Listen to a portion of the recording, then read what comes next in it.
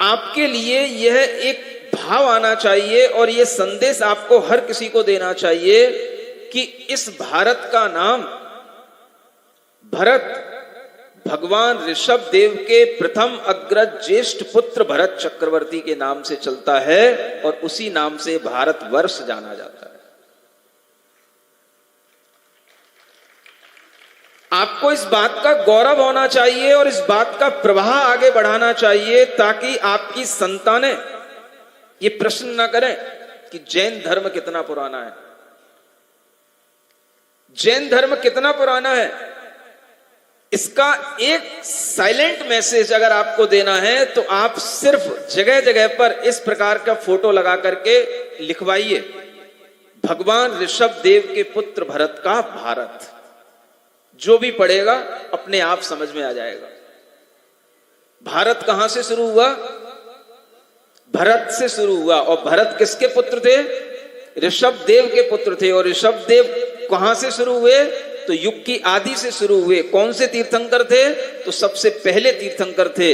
आप ऋषभ देव की खोज कीजिए, भारत की खोज हो जाएगी। और भारत की खोज करोगे तो जैन धर्म की प्राचीनता की खोज अपने आप हो जाएगी।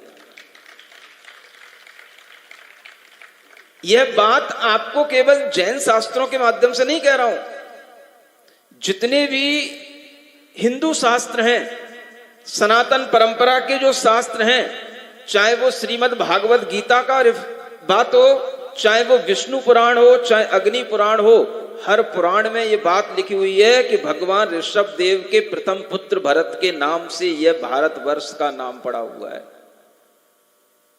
अगर आपको अपने इतिहास के प्रति थोड़ी सी श्रद्धा आएगी, इतिहास आपके ज्ञान में आएगा, तो आपके अंदर का विश्वास अपने ही धर्म के प्रति बढ़ेगा। और धर्म कभी अपना क्या होता है?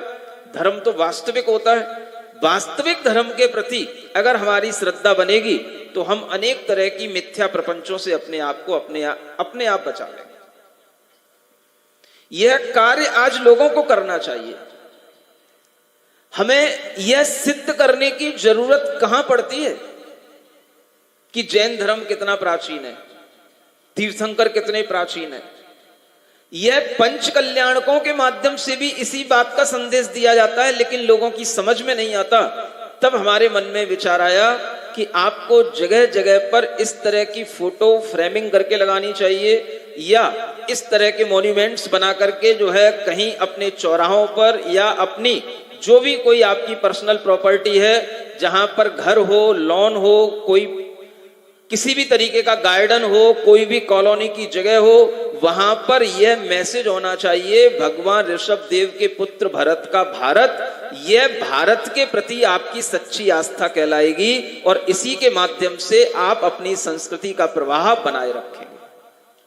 तो जहां जहीं कहीं के भी लोग हों, उन सबसे मेरा कहना है, हर गांव में, हर शहर में, हर उस स्थान पर जहां आपके लिए जगह मिलती है और जहां पर लोग गुजरते हैं, आते जाते रहते हैं, ऐसा कोई भी पब्लिक प्लेस हो, चाहे वो इंडिविजुअल हो, चाहे वो गवर्नमेंट से मिले, आपको ऐसे स्थान पर ऐसा मैसेज देने के लिए इस तरह के मॉन्यूमेंट्स बनाने चाहिए। इसी से अपने आप आपकी पीढ़ियों में संस्कार आएगा कि भगवान ऋषभ देव की महिमा क्या है और भारत कितना पुराना है। और भारत जब से है तब से यह धर्म जो अहिंसा प्रधान धर्म है, ये अहिंसा धर्म तब से चला आ रहा है। इसलिए हिंसा कभी धर्म नहीं माना गया, अहिंसा धर्म माना गया। अहिंसा परमो धर्म की जय, यह सनातन धर्म है। इस तरह का विचार आप लोगों के लिए दीजिए और इसी विचार से आप अपनी संस्कृति का प्रवाह आगे बढ़ा पाएंगे। सामाजिक संगठन, सामाजिक एकता से संस्कृति का प्रवाह आगे बढ़ता है।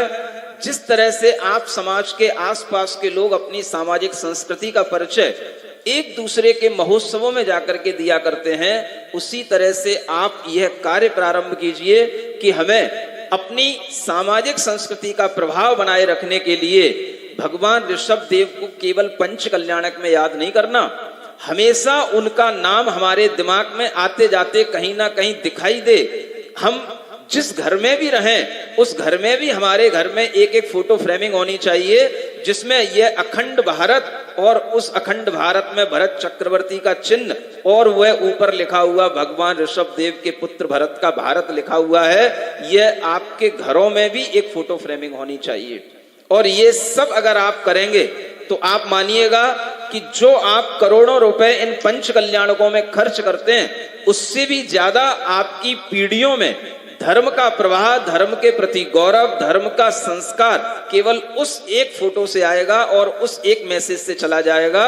ये आपके द्वारा आने वाली पीढ़ियों पर एक बहुत बड़ा उपकार इसलिए होगा क्योंकि जब आपकी पीढ़ियां इस तरह का कोई क्वेश्चन क्रिएट करती हैं कि धर्म कितना पुराना, तो उनके लिए यह सबसे बड़ा जवाब अपने आप होगा।